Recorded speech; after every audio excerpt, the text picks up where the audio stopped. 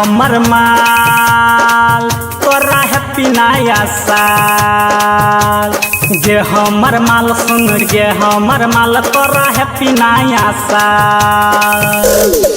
चुमल दी है उजर का गे गाल गे हमर माल तोरा हैप्पी नया साल।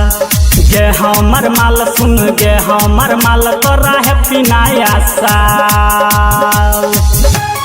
गे हमर माल तोरा हैप्पी नया साल।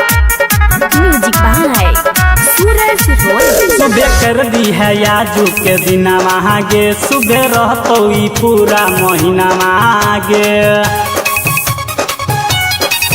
सुबह कर दी है याजू के दिन गे सुबह रहतो ई पूरा महीना गे। सुबह सुबह बीत जातो पूरा ई साल के हमर माल गे तोरा हैप्पी नया साल। गे हमर माल सुन गे हमर माल तोरा हैप्पी नया साल। गे हमर माल